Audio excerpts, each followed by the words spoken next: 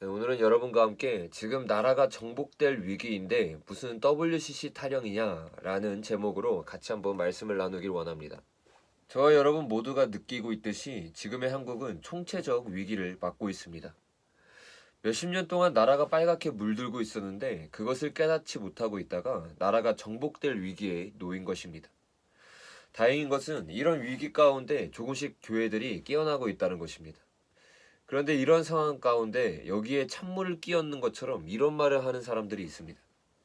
우리가 승리하기 위해서는 WCC와 WEA라는 배도의 죄를 회개해야 합니다. 여러분 이 말을 들으시니까 어떻습니까? 이 시기에 이런 말을 하니 당연히 많은 사람들의 반응은 지금 나라가 정복될 위기인데 무슨 WCC 타령이냐 라면서 비판을 합니다. 참 맞는 말 같습니다. 그러나 죄송하지만 저는 여러분에게 다시 한번 이런 찬물을 끼얹을 수밖에 없습니다. 우리가 승리할 수 있는 유일한 길은 WCC와 WEA라는 배도의 죄를 회개해야 한다는 것입니다. 많은 사람들이 이 영적인 원리를 이해하지 못합니다. 전혀 상황과 맞지 않는 뚱땅지 같은 이야기라고 생각합니다. 그러나 전혀 그렇지 않습니다. 이것은 성경적인 원리일 뿐 아니라 공산주의의 역사에 대해 제대로 알게 된다면 순식간에 이해되는 문제입니다. 그래서 오늘 저는 여러분과 함께 왜 WCC와 공산주의가 연결되는 문제인지 역사적인 관점과 성경적인 관점 이 두 가지를 나누면서 같이 한번 살펴보기를 원합니다. 첫 번째로 여러분과 함께 역사적인 관점에 대해서 살펴보기를 원합니다. 저는 몇 주간 여러분과 함께 공산주의에 대해서 시리즈로 설교를 했습니다. 근데 이 시리즈로 설교를 한 핵심 내용이 뭐냐? 바로 자유민주주의 그리고 자본주의의 핵심에는 기독교 사상이 들어있다는 것입니다. 단순히 교회라는 건물이 아니라 교회의 스피릿이 살아있을 때 제대로 된 자본주의와 자유민주주의가 생겨나고 그 근간으로 서양 국가들 그리고 한국이 태어났다는 것을 같이 살펴보았어요. 그런데 이 핵심을 깨뚫고 있던 것이 바로 공산주의자들입니다. 그래서 서양 국가들을 무너뜨리기 위해서 공산주의가 가장 먼저 시작한 것이 바로 교회 죽이기인 것입니다. 여러분 이 서양 국가의 근본이 기독교라는 것은 역사적으로 너무나 명백하게 드러난 사실입니다. 이것은 단순히 기독교 학자들이 연구한 것이 아니에요. 중국에 있던 학자들이 서양 국가가 왜 패권 국가가 되었는지를 연구했는데 그 연구 결과를 이렇게 요약해서 말하고 있습니다. 20년 동안 서양을 연구한 결과 서양 문화 중심에는 기독교가 있다는 사실을 깨닫게 되었습니다. 이것이 바로 서양이 중국보다 강력해진 이유입니다. 사회적, 문화적 삶의 기독교 윤리 기반이 자본주의의 출현과 그 후 민주 정치로의 선고적 이행을 가능하게 했습니다. 이것은 의심할 여지가 없는 것입니다. 여러분, 이 내용은 크리스천이 한 이야기가 아닙니다. 중국이 왜 400년 만에 최고의 도시에서 변두리로 밀려나게 됐는지 중국의 최고의 학자들이 연구해서 낸 결과인 것이. 이처럼 서양의 국가의 기반이 기독교라는 것은 기독교 학자들이 아니라 불신자들의 연구에서 내린 결론입니다. 여러분, 이것은 중국의 유명한 학자들의 결론일 뿐만 아니라 서양의 저명한 학자들의 결론이기도 합니다. 독일의 저명한 학자였던 막스 베버와 프랑스의 정치 철학자인 토크빌도 이와 같은 결론을 냈습니다. 이 둘은 미국이 어떻게 해서 이렇게 크게 발전하게 됐는지 알기 위해서 미국에 가서 공부하고 미국을 관찰하기 시작했습니다. 근데 이 두 명이 가가지고 연구한 결과가 뭐냐? 미국이 이렇게 발전할 수 있었던 그 근간에는 바로 기독교가 있었다는 것이에요. 날마다 주님 앞에 나아가서 뜨겁게 부르짖고 주님을 향한 신앙으로 나아갔던 미국의 청년들이 있었기 때문에 지금의 미국이 생겨날 수 있었다는 것이 그들의 결론인 것입니다. 여러분, 이처럼 중국의 학자들뿐만 아니라 서양의 유명한 학자들도 동일한 결론을 내고 있는 것입니다. 서양 국가, 특별히 미국이 서양의 패권을 주도할 수 있었던 결정적인 이유가 뭐냐? 바로 기독교가 근간이 되었다는 것이. 그래서 공산주의자들이 서양 국가를 무너뜨리기 위해서 가장 먼저 시작한 것이 바로 교회 죽이기인 것입니다. 이들은 교회를 죽이기 위해서 교육, 문화, 정치 등 여러 방면으로 교회 죽이기를 시작했습니다. 그런데 그들이 교회를 죽이기 시작한 것 중에 하나가 놀랍게도 바로 종교 분야의 WCC입니다. 그들이 WCC를 어떻게 이용했는지 우리가 같이 살펴보기를 원합니다. WCC 1차 공연은 1948년 8월 네덜란드 암스테르담에서 열렸습니다. 네덜란드 암스테르담에서 44개국 147교회가 정식 대표로 모였는데 세계 평화라는 좋은 명목으로 단체가 시작된 것 같지만 사실 이 내면에는 공산주의자들의 치밀한 계획이 있었습니다. 공산주의자였던 스탈린은 세계 공산화 계획을 세우던 중 공산주의를 방해하는 교회를 무너뜨리기 위해 전략을 짜기 시작합니다. 스탈린은 1947년 9월 바르샤바에서 서방교회 침투 전략을 세우고 평화연맹을 조직하였습니다.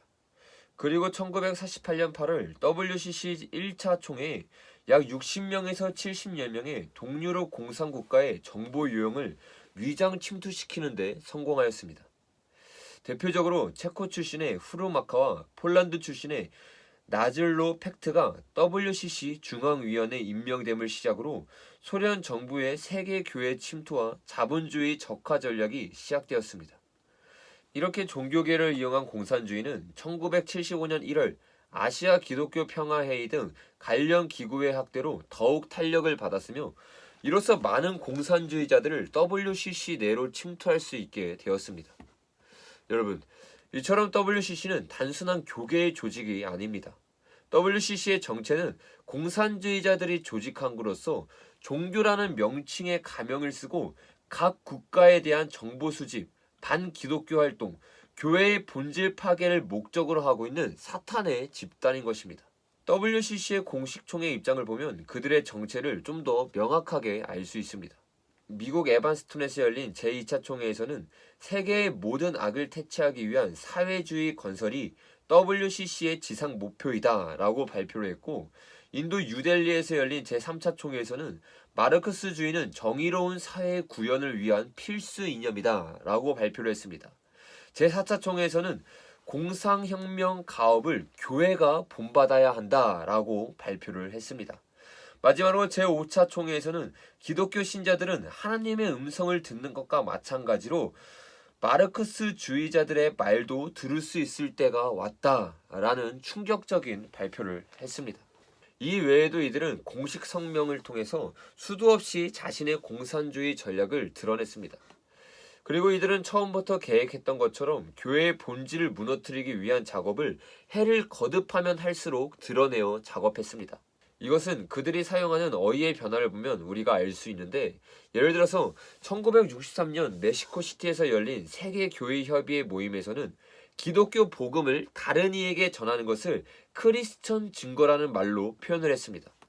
그런데 1964년 방콕 모임에서는 이 말을 타 종교와의 만남으로 대치되었고 3년 후 스리랑카 모임에서는 만남 대신에 타 종교와의 대화로 바꾸었습니다.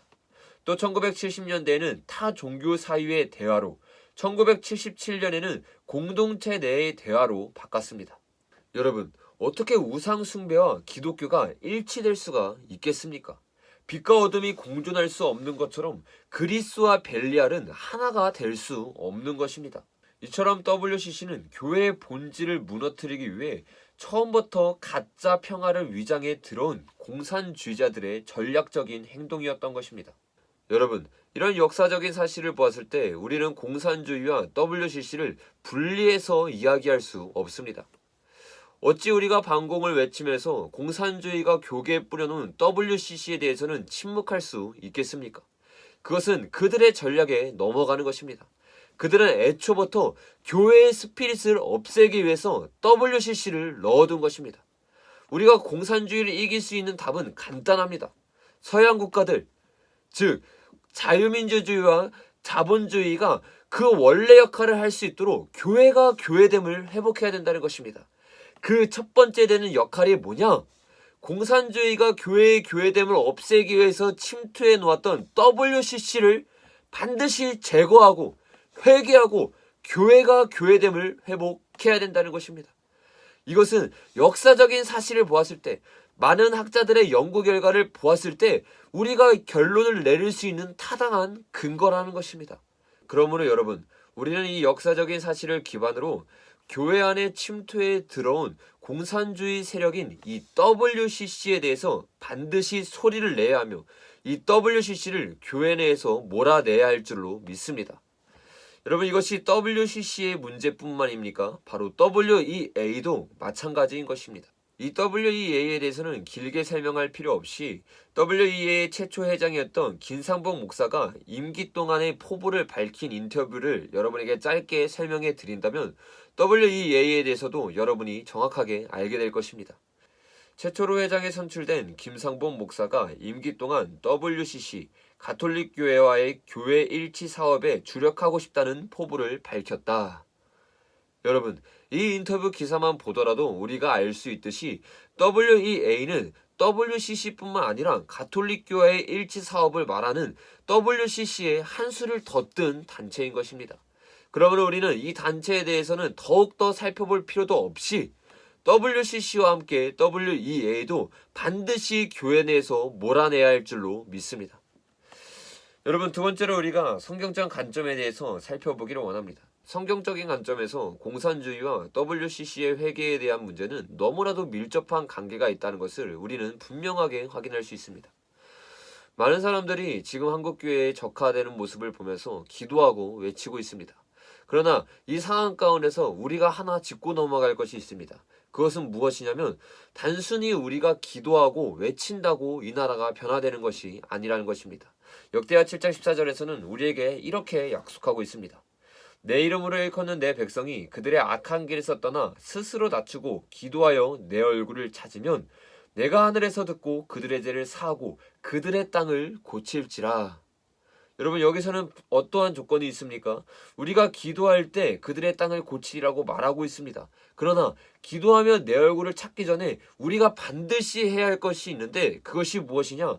그들의 악한 길에서 떠나 스스로 낮추고 이것이 조건이라는 것이에요. 이것이 되지 않으면 주님 앞에 기도하고 아무리 외쳐도 소용이 없다는 것입니다. 여러분, 이거 외에도 수많은 성경 구절에서는 이러한 조건을 우리에게 달고 있습니다. 너희가 아무리 두 손을 들고 주님 앞에 기도할지라도 너희가 제 가운데 거하고 있다면 너희의 기도는 들어줄 수 없는 기도라는 것이 여러분 이것이 성경에서 말하고 있는 명백한 원리라는 것입니다. 우리가 아무리 수없이 모여서 외치고 승리를 기원하고 있다 할지라도 그 외침 가운데 회개가 없고 그 외침 가운데 주님 앞에 섬이 없다면 그 외침은 헛것이 되게 된다는 것입니다. 여러분, 우리는 반드시 이 사실을 알고 가장 먼저 우리가 무엇을 해야 되는지 돌이켜 봐야 된다는 것이 지금 우리가 무엇을 해야 되는가? 외쳐야 합니다.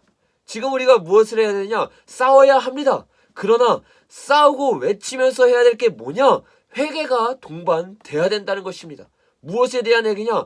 교회가 하나님으로부터 돌이켰던 이 배도에서부터 돌이킴이 있어야 된다는 것입니다. 싸우지 말라는 것이 아닙니다. 모이지 말라는 것이 아니에요. 모여야 되고 싸워야 할 때입니다. 그리고 동시에 교회가 개혁해야 된다는 것입니다. 교회의 개혁됨이 동시에 있을 때 진정한 승리가 우리 가운데 있게 된다는 것입니다. 여러분, 결론을 맺으면서 제가 여러분에게 한 가지 더 나누기를 원합니다. 지금 제가 여러분에게 말씀드리고 있는 거의 핵심이 무엇입니까? 우리가 외쳐야 될 때이고 우리가 모여야 될 때인 것을 말했습니다. 그리고 그 가운데서 한 가지 더 교회가 개혁돼야 되고 교회가 회개돼야 되는 것에 대해서 나눴어요. 그러면 구체적으로 이 회개가 뭐냐는 것이 많은 사람들이 회개를 할 때 감정적인 눈물을 생각합니다. 주님 앞에 외치고 주님 앞에 내 마음을 토로하는 것이라고 생각해요. 그러나 그것은 회개의 시작이지 회개의 끝이 아닙니다. 누가복음 3장에서 뭐라고 말하고 있습니까? 세례 요한이 많은 사람들에게 말하기를 너가 회개에 합당한 열매를 맺으라고 말하고 있습니다. 회개의 시작은 눈물일 수 있어요. 회개의 시작은 주님 앞에 자백하는 것이 있어요. 그러나 회개의 끝은 무엇이냐? 주님 앞에 열매를 맺기 시작하는 것이 여러분 그 대표적인 예가 무엇입니까? 예수님 앞에 자백을 했던 삭개를 생각해 보십시오. 자신의 죄를 회개했어요. 그러나 그 회개의 끝은 무엇이냐? 자신이 그동안 빼앗았던 재물을 4배로 갚아줌으로 그 회개를 끝맺고 있습니다. 이것이 회개의 열매라는 것이 회개의 시작은 눈물일지 몰라나 회개의 열매는 행함인 것이 회개의 시작은 고백일지 몰라나 이 회개의 열매는 무엇이냐? 나의 행동으로 나타난다는 것입니다. 내가 아무리 WCC에 회개를 한다 하고 WCC의 교단에서 탈퇴하지 않는다면 그것은 회개에 합당한 열매가 아니라는 것이. 내가 아무리 WCC에 대해서 교단적인 차원으로 눈물을 흘렸다 할지라도 그 교단이 WCC에서 돌이키지 아니하면 그것은 회개를 시작할지 몰랐지만 끝맺음이 있지 않은 것이란 것입니다. 그러므로 여러분, 우리는 이 회개의 분명한 정의를 깨닫고 어떻게 회개해야 되는지 정확하게 알고 회개의 길로 나아가야 하는 것입니다. 여러분, 이러한 회개의 길에 대한 정확한 제시가 우리 가운데 있을 때 우리 가운데 한 가지 고민이 생기게 됩니다. 어떠한 고민입니까? 이 WCC에 대해서 직접적인 문을 열고 이 WCC를 교회에 갖고 온 사람들이 직접 회개에만 이 문제가 끝나는 것이 아니냐. 그래야 우리가 교단적인 차원에서 회개를 받고 돌이킬 수 있는 것 아니냐. 그렇게 많은 사람들이 질문하고 고민을 하고 있습니다. 물론 그 사람들이 직접 회개하고 그 사람들이 직접 이 문을 닫으면 가장 깔끔하게 끝나는 것이 이 문제입니다. 그런데 여러분, 안타까운 것은 이 죄를 열고 이 죄를 한국교회로 가져왔던 목사님들이 직접 회개하면 좋지만 그들이 직접 회개하지 않을 가능성이 다분히 높다는 사실인 것입니다.